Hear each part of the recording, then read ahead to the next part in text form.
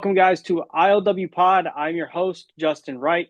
Today, I'm blessed to welcome Alex Kane, MLW star, to the show. How are you doing? I am doing great. I'm glad, Marvelous. glad to have you, man.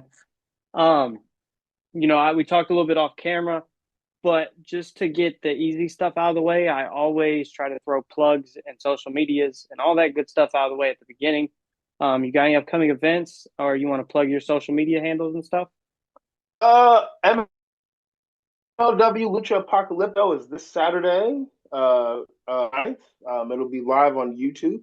I will be on BRG, Brett Ryan Goslin, in a chain match. Uh, Never been in a chain match before, so that should be interesting. Um, you can follow me on Twitter at Alex_Kane11.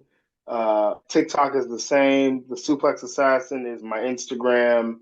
My merchandise is at MLWshop.com, which is just an extension of Pro Wrestling Tees. BrainbusterTees.com and For Your Wear. For Your Wear is a black-owned t-shirt company, merchandise company.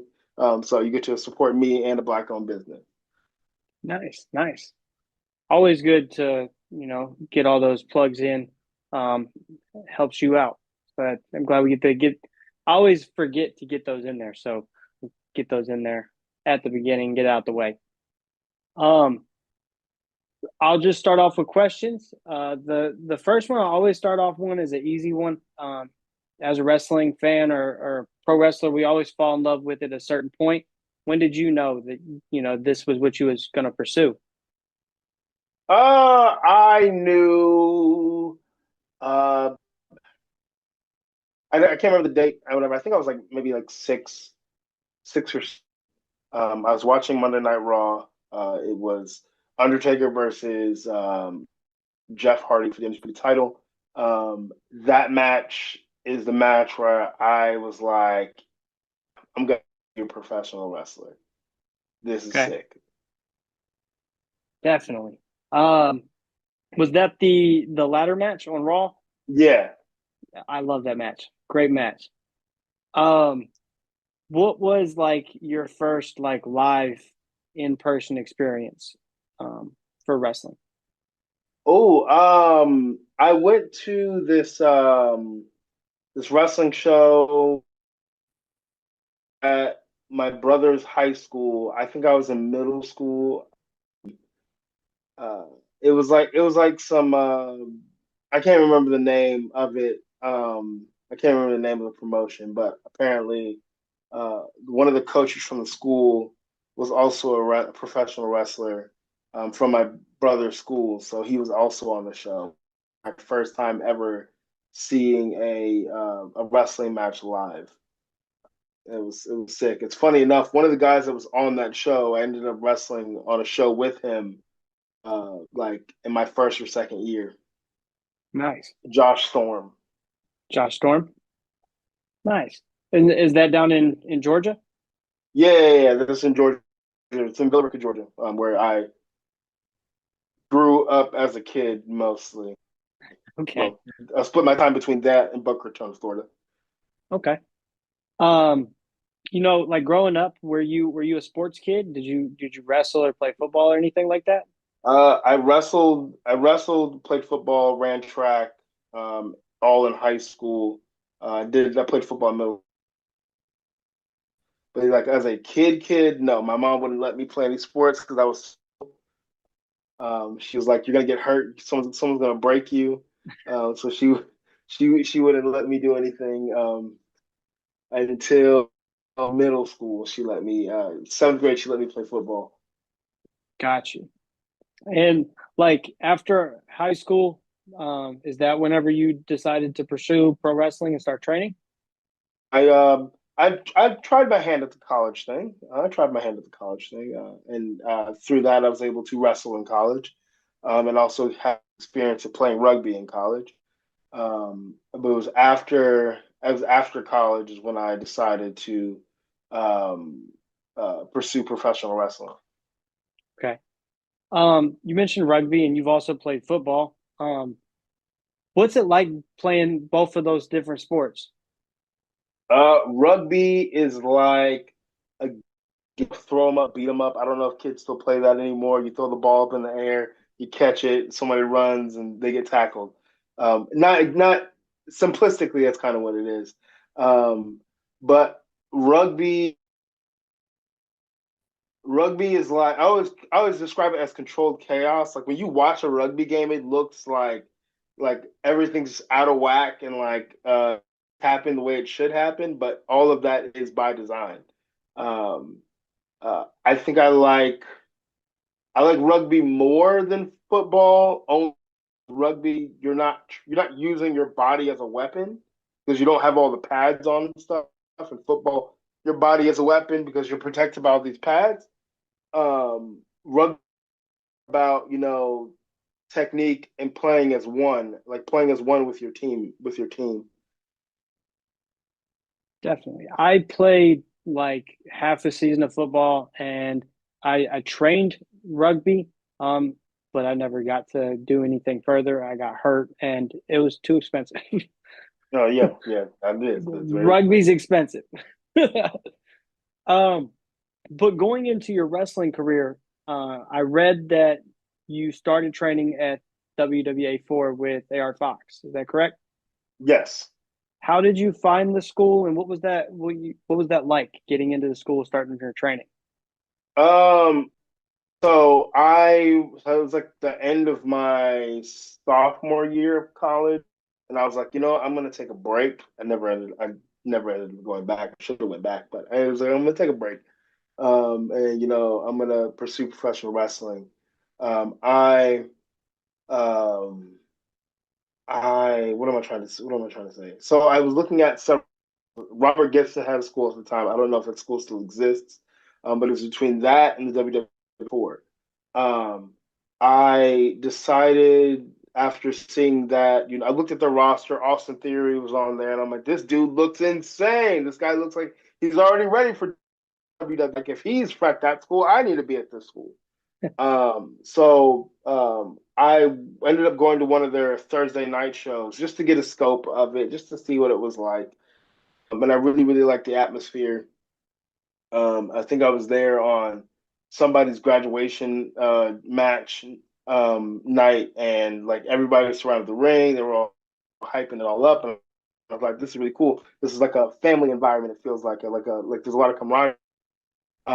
So I think I went to um, one other show where I saw Alan Angels versus Ike Cross.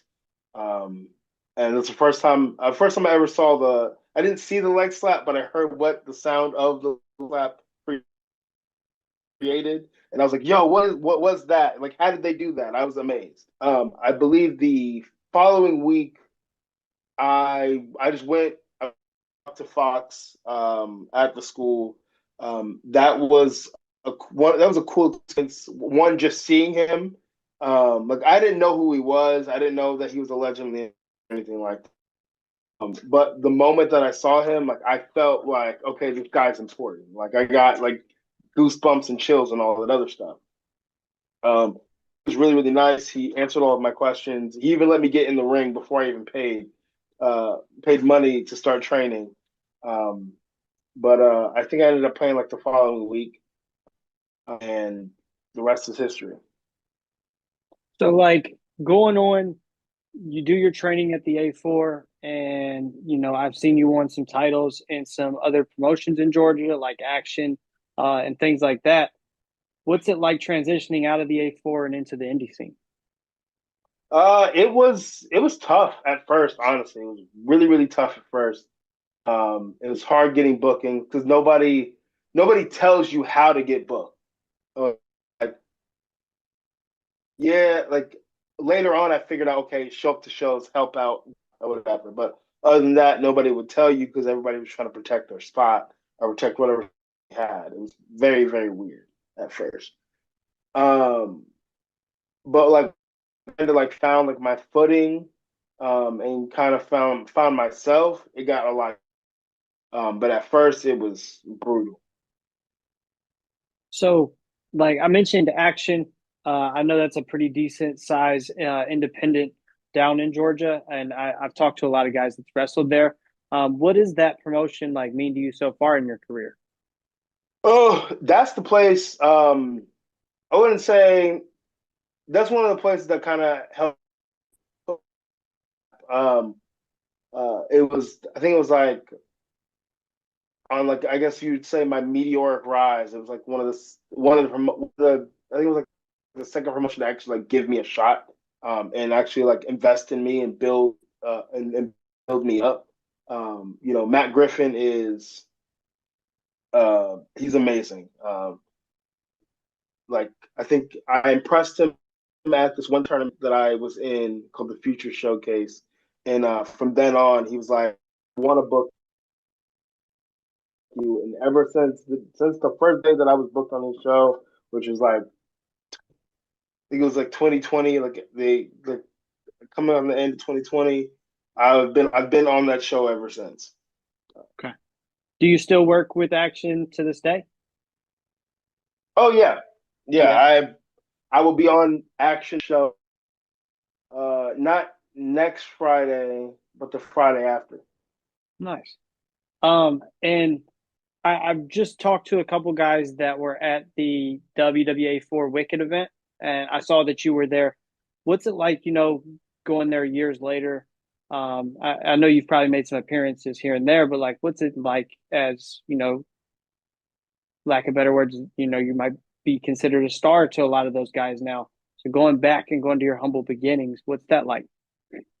It was nerve-wracking, but it was also cool to wrestle in that building again. I had a lot of matches that will never see the light of day. I wish they did though. Um, it was cool. The only thing that was kind of weird is like a lot of people that go to the A4 shows don't know who I am. Because I don't know if they watch wrestling outside of there in WWE, AEW. So that was a little weird initially at first, but four guys or whatever, they carried the load until people started catching on with the program. Gotcha. Um, excuse me. Uh, I was gonna ask, what's it like when you find out, when you get the contract for MLW? What's going through your mind as soon as that comes through? So MLW sent me an email. I, I can't remember. I think I got home from training. They sent me an email, and I thought that somebody was like playing a prank on me, like because it didn't say MLW. It said uh, uh, Mr. Saint Laurent, and I'm like, what the fuck is this? Who is Mr. Saint Laurent? Um, so I open the email, and I'm like, it says like, do you have any interest in working with W? And I'm like, I put the phone on, like I told my wife what happened. Like, you better answer the damn email. What are you doing? What are you doing? Answer the email. So I answered the email that night. He called me the next day, basically laid out the basic plan of what they want from me and what they want to do for me. And then I had like a week that week to decide. And then I made a decision. I talked to a few people, and then like they started the process of like writing up the con. I mean, not writing the contract. They wrote the contract. I signed the contract. Um, and I had to wait for the open draft, but it was cool. It was like because I think I was like 2 or 3 years in at this point, so to come as quickly as it did, for them to see the potential in me as quickly as they did, sick. So, can you walk us through uh, what was Battle Riot 3 like, that debut? What was that day like for you? That day was very exciting because I felt like everyone within the office was excited to see me, very excited to work with me. Um, it was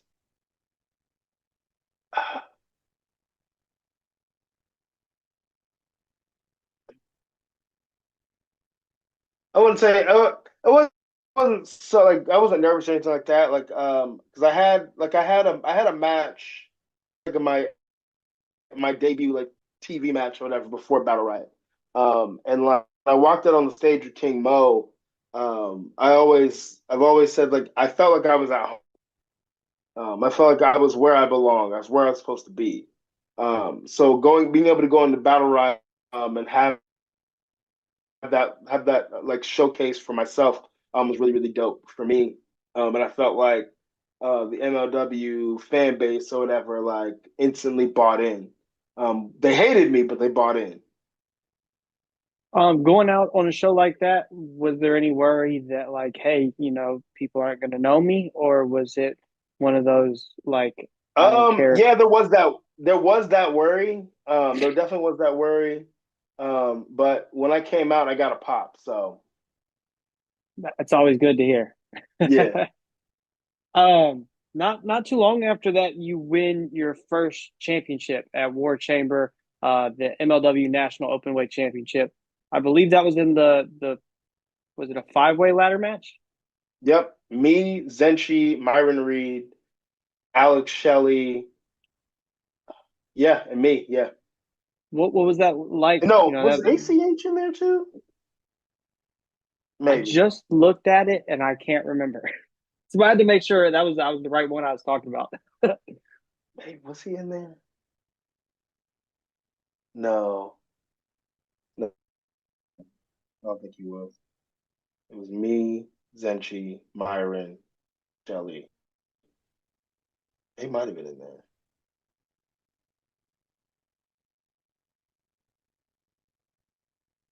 Yes, he was. He was in that match. I was gonna say I could do a He fact was. check real quick.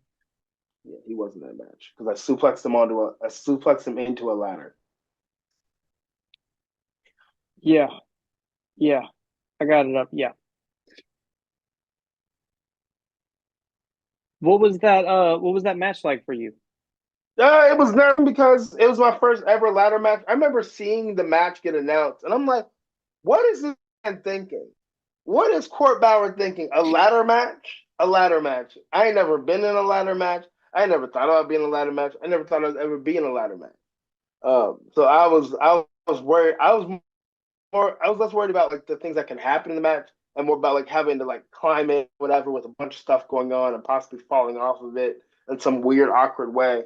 That was, uh, um, but it was it was also weird because it was weird going into it because I knew that I was going over. Court me a week before and said that we're gonna pull the trigger on you. Decision he ever made. But he decided he was going to pull the trigger on me. So I knew that I was going over. But like when I went, to discuss the match with everybody, like I don't know who's going up. I have no clue. I have no idea what's going on until the time came. So like your style is very I don't want to say grounded, but it's more technical, more suplexes, more stuff like that. Was that something going into like a ladder match that you was worried about, being able to incorporate that into the match? No, not really. I knew that I would find and pick my spots or whatever to showcase that in there. I mean, essentially, like I was the heavy in the match, so I was just coming in to shut shit down. When people were getting Fair enough. Um, a little over a year after your debut at Battle Riot 3, you have your match at Battle Riot 4 against Davey Richards. Um, that's where you lose the championship. What yep. So like, your first championship in a major promotion, what's that first big loss like? Um was I wasn't I don't know. It was kind of weird for me. Not in a bad way. I wasn't like mad about it. I wasn't sad about it. I like it's not like I didn't care, but like I knew that this wasn't going to be the last thing that I would be doing or whatever. This wasn't going to be the ceiling for me. Um And like a lot of guys, when they lose a championship, they lose their minds. Like they think it's a demotion. They think it's like, oh, they don't believe in me anymore, or anything like that. Like, no, it's just time for you to something better, something bigger, something better. Um, I do wish that Davey could have went back and forth with it a little bit more, but um, we see where Davey now. He's not. I don't even think he's wrestling anymore. So I mean, maybe that just wasn't meant to be. But it was cool getting to wrestle him. I mean, I didn't grow up watching independent wrestling, so again, I didn't know who he was. I didn't know all the lore and stuff like that. Um, but I knew he was like I knew big deal to MLW. Um, yeah, so it wasn't it didn't suck or whatever. It was cool to have the match go out, I guess on my shield, as Thomas put it, and being the second national openweight champion, nobody can ever take that from me. Definitely not. Um, was Davey somebody that I've heard he's difficult to work with? Was that your experience with it, or Um, how was that? he is difficult to work with in a roundabout way. Um, he won't he won't directly be like, oh no, I don't want to do that or whatever. But he definitely will find some way. If he doesn't want to do something or whatever, he doesn't want you to do something. He'll work his way around it. Okay, Um, he always gave me like these weird vibes or whatever, but like it was what it was. Um, but yeah, I don't know. Working with him was weird sometimes. fair enough. Somebody that I think is kind of similar to Davey, but in the opposite aspect, is somebody like Alex Shelley, who's been very helpful to the industry, and I've heard he's pretty helpful with people backstage. Is that something you could agree with? Uh, Davey backstage, he's pretty helpful. He's Okay, pretty helpful. He's pretty helpful backstage. Still weird, but he's helpful. fair enough. Um, moving on a little farther down the line, it's time for Never Say Never. You are taking on this beast, Alex Hammerstone, for the MLW World Heavyweight title, and you defeat him after his 644-day reign. What was that like being able to conquer Hammerstone? Going wasn't the greatest as far as like communicating with him, so it wasn't. It was the. I mean, I don't know. It kind of soured the whole day for me. It was cool to have won it, but like that was situations where I was wanted to get through it and get it over with, and get on to whatever was next. Uh, yeah, that's a fond experience. Fair enough. Um, going after that, moving on, you face guys like Tom Lawler, Jacob Fatu, Matt Cardona, um, all pretty big names. What were those defenses like, and what do you think they meant to your reign overall? All those defenses were fun and they were all different. And that was what I to do. I mean, watching Jacobs run and watching Hammerstone's run, like, yeah, they were runs, but like the biggest match in Jacobs, the biggest match in Jacobs' run and the biggest match in Hammer's was with Jacob, and the biggest match in Jacobs' run was with Hammerstone. There were no other like matches that stuck out there to you, no other defenses. So I wanted every one of my defenses to mean something, and I wanted all the matches to be different, and not just go out there and do, you know, the Whatever. greatest hits. Just do whatever. Um, and I think the way that I handled each one of those challenges, Waller, Richard Holiday, and like Matt Cardona, um, uh, gave the people watching a different. different flavor every single time they watched it. It wasn't like, oh, this is the same Alex Kane match that we saw last time. No, every title match, every match that I went to was different. I always try to bust out something new or do something different or have a different psychology going into it. Okay. So you mentioned psychology. Is psychology one of those things that you focus on? I think it gets, lost nowadays. People get caught up in moves and maneuvers and trying to top the last guy. Do you focus more on the psychology of a match?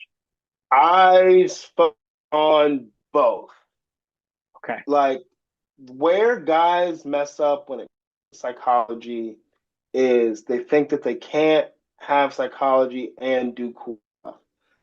Psychology doesn't mean that the match has to be boring or whatever. Just all it really means is the shit needs to make sense. You need to sell, you need to work the crowd, all of these things. And like I always try to teach guys to use their favorite spots and stuff like that, build to those within the psychology of the match, and you'll get so much more out of it. Um, so yeah, I focus on like the moves that I like to do, my signature moves and stuff, but I always try to make it make sense. Okay. Um, were there any title defenses throughout your reign that stuck out more than others, or that maybe Uh, you would like to run back? Willie Mack on one, the build up to it was a lot of fun, and to be, uh, you know, uh, I want to say, I think we were the first. I think we were the first two black men to main event an MLW show and wrestle each other for the title. So that was cool. Um, yeah, but the story in the match that we had was sick. Like that one, I'd love to wrestle again. And then let me see what other one was a lot of fun. Um,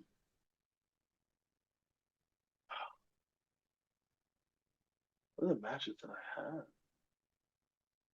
I'll say the match with Tom Lawler was a lot of fun because me and Tom have really, really good chemistry. I'll wrestle Tom any day of the week. Is it something where you could consider maybe a similar style, like the suplexes, the hard hitting? Like, Yeah. I think it's that. I think it's that, and um, neither one of us take ourselves that seriously. So like, you can have a little fun in there with him. got you. Um, Something we touched on off camera that I want to ask you is doing some research. You were the first openly bisexual MLW star. What's that like? Being able to hold that title and be able to represent that kind of community. It's dope. Like I said when I won it, for me, the world champion and be a part of the community. I hope that it inspired people to be like, hey, if this guy can do it, maybe I can do it too, type stuff. Um, because like there aren't a whole lot of black world heavyweight champions or whatever, and then on top of that, there aren't a whole lot of LGBTQ world heavyweight champions. Very few. So uh to be able to insert myself within both of those to me, and uh, just a beautiful thing. Definitely. With something like that, there's always going to be a certain amount of backlash. How do you, as a person, combat that in a positive way? Yeah. So for me, I mean, I guess for some people there's some backlash. For me, there wasn't any backlash. There wasn't anything. Nobody said anything stupid. Nobody said anything wild. More people were surprised because it's not something that I lead with. It's not something that I have. No, now it's all over my social media, just about. But like before, because like even when I guess when I came out to the internet, it was. So it was like a Twitter. I replied to somebody or whatever and said it. And it was like, "Whoa, what? Oh crap!" Or whatever. It wasn't anything like, "Oh my God, this guy's an F slur or whatever." It was like, "Oh, this is cool. More representation." That's nice. So you've got a overall positive reaction out of it. Yeah. That's good. It's definitely good, and it's good for not only the wrestling community but ELG. Uh, I always mess it up. That community, you know what I'm trying to say? Yes, the LGBTQ community. Yes, I always. It's might be my West Virginia in me, but I always mess that up. It's okay. um, Something else I wanted to ask, just for fun. You go through your Instagram or your Twitter. You got a fashion sense, and you're bringing back the bell bottoms. Where did Hmm. that come from? Man, so I had always like kind of wanted to dress like that, but I always felt like with the mohawk, it would have been a little weird. It wouldn't fit the aesthetic. So when I was like, okay, Afro, I started looking at like how black men dressed in the 70s. They wore bell bottoms, they wore these loud colored shirts, they wore all kinds of funky things. And like I really like that stuff. Really like the bell bottoms. Um, and I felt like I also shout out to Jamie Hayter. I also saw her wear some like 70s inspired shit in her fucking return, and I was like, I guess we're bringing this back. I guess it's coming back. She looked good. She's real good. So I was like, man, let me do this for myself. Let me do this for my people. And then like I always watch like the black exploitation films is like Superfly and Shaft and Black Dynamite like that. And they all dress like that. And I always thought that was fire too. So it's definitely a way to, set myself apart. And also a lot of that came with becoming world champion. Because when I became world champion, I started dressing like a champion would or whatever people think a champion would dress like. Um, stepped in my wardrobe. I started wearing suits, and but like now with where I'm at now, I really like the '70s aesthetic. Okay. Me and some of you may know from the A4, Travis 3000. Hmm. I had him on there, and we were talking about the fashion sense that you have a little bit. And we kind of fantasy booked you doing a street fight with the bell bottoms on. Is that something that could happen? You know what? I might wear bell bottoms in this chain match that I have on. I didn't even think about that. I could do that. I could do that. I might Okay. just do that. See, I gave you an idea. Appreciate it. I got you, man. Um, Going back, shout out to Travis though. It was my and his idea. Just throwing that out there. Um, we'll both take credit for it. But speaking of him though, I've talked to like I don't know, probably 8 or 9 people from the A4 since I've started my podcast. And all of them have used the same phrase to describe you, and that's a big brother. Um, Oh. what does that mean to you? And like, is it something that you try to do, or is it just an organic thing that I guess happens? Damn, I didn't know I meant that much to them. Cat's out of the bag. Damn, that feels good. Um, yeah, yeah, in a way.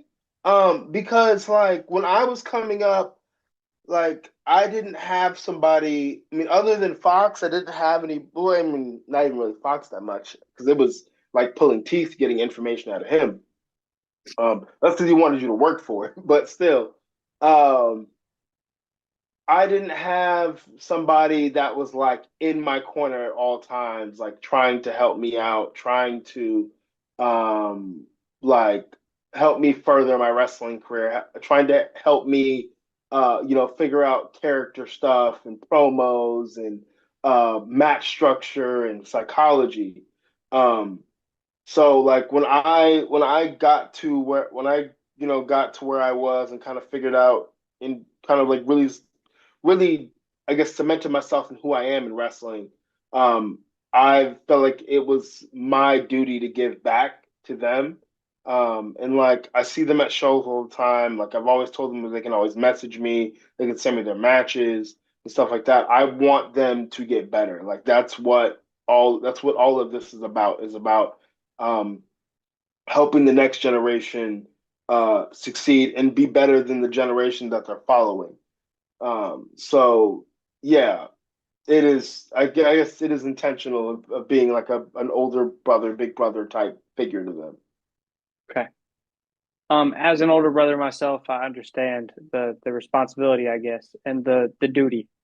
Hmm. It's gotta uplift everybody, and it seems like, from what I've heard, you've done an excellent job at. Yeah, that warms my heart. I'm about to spam the group chat and be like, y'all think of me like a big brother? That's sweet. I guarantee I'll get some messages back. Like, you ain't never tell him. um, Getting back to the wrestling, I wanted to ask about your last match as champion, you lose to uh Kojima, right? Hmm. I want to make sure I get names right because Satoshi Kojima. I I knew I could get Kojima right. What was that match like? Facing a Japanese Man, legend. that match, that was one of the easier matches of my entire career. I was so nervous going into it. I was trying to talk to him on Twitter because I mean it's the only place I really talk to him. But like I think I shared some of my ideas with him. He just watched my matches. He watched some of my matches, I believe, and then like when I got there to the building, he had already had it put together. He just needed me to put in a move or two.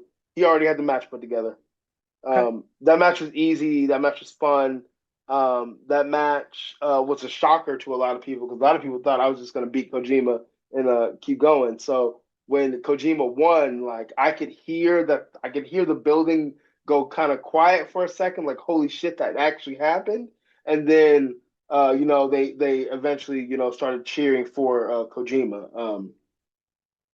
But yeah, that was a cool match. I wouldn't have wanted to go out as world champion in any other way. To lose to a Japanese legend, a wrestling legend like Kojima, yeah, it doesn't get any better than that. And on top of that, he's just such a nice dude. Like he gives me like major like dad vibes. But he's always like complimenting my gear and complimenting my wrestling and stuff like that. He's just a really really good guy. Is is it something where you'd like to run it back? The most definitely. I hope to run it back before my time is up. Okay. Um, is hopes of being a two-time MLW champion, is that something that's That is the plan. That is the okay? plan. Now, whether it happens or not, I don't know, but that's the plan. Do you have your sights on any other championships, whether it's in MLW or any other independent promotions? No, Nope. you want the Nope. strap. I want the strap. I need my Okay. baby back. Is it hard not having it? No, no, because I've grown so much without having it. I've really proved that it's not the belt doesn't make the man makes the belt. And for so many people this day, uh, always ask like when you getting your next shot, when are you gonna get the belt back? Like people tell me how much they enjoyed my title reign. Um, like I know that it ended when it needed to end. And I'm just getting ready to pick it back up. I feel like you have one of those title reigns that like ended when it was hot enough to where people could still ask for more. Yes. Sometimes you have people that lose the title um, too late, and it's like they should have lost this 6 months ago. But you was definitely one of those instances. It's like I want to see more. Like I wasn't done watching him having these epic matches with all these guys. That was by design because like um I knew that I wasn't gonna have the long. longest title reign. And I knew that from jump. Court didn't even have to say whether I was going to have the longest title reign or not. I knew that wasn't going to be a thing. Um, but and I don't think I want. I don't even want to be world champion for that for as long as a Hammerstone or a fucking Fatu. I feel like that's it's too extensive of a title reign. Because you have to. There's too much planning and stuff that has to go into that. I wanted an impactful title reign. I wanted a title reign that people were going to remember. I wanted a title reign that people were going to talk about, maybe not for years to come, but, longer than, for a good bit of time. Something that, made people feel, something that made uh, people excited. Um, because like during that title reign is like Bumaye just grew and grew and grew and grew and grew, and being able to have some of my friends and just some of like the black talent or whatever that from the surrounding areas, especially in Philly, being able to be a part of that entire production was really really cool for me, um, personally. I'm You all about mentioned representation, baby. Bumaye. Where does that originate from? Boumaye is something. Well, okay, so Muhammad Ali, Rumble in the Jungle, the Republic of Congo would chant Ali Boumaye, Ali finish him, Ali kill him. That's what Boumaye means. Finish him, kill him. So it originated at the Rumble in the Jungle. Um, it I think Shinsuke Nakamura adopted it in Japan and used it in Japan for a minute. But other than that, that's the only time it's ever been used in wrestling. It was never used in wrestling in the States. Um, so me and American Top Team parted ways, I needed my own faction. So Boumaye was the name that was settled upon. One because it calls back to the African roots, and also it's easy to chant. And I think you know it gets me hyped when I say it. Um, so yeah, so I think it's a little paying homage to Muhammad Ali. Uh, then it's also it's also creating a new legacy through Alex Kane. And yeah. Okay. Um, Getting into the end of it, I got three more questions for you. One, recently WWE just put out the WWE ID. There's been Hmm. a lot of talk about it online, whether it's good for the business, bad for the business. As as a star on the independent scene and in MLW, how do you feel about the WWE ID system? I think it's cool. I as I think as all everybody in wrestling is going to be skeptical of it because you don't know, how exactly how it's going to work, if it's going to help or hurt the independents. It's just something that you're going to have to keep a close eye on. I hope that it leads to people making more money on the independents. I hope that it leads to better psychology, better training, and stuff like that on the independents. I hope it doesn't hurt the indies, because the indies in America it's strong right now, and I don't want to see it like be dwindled or watered down or anything like that. But I think it's a good idea. Okay. Um, Next question, I guess, is a fun question I always like to ask before we get off here, because there's no right or wrong answer.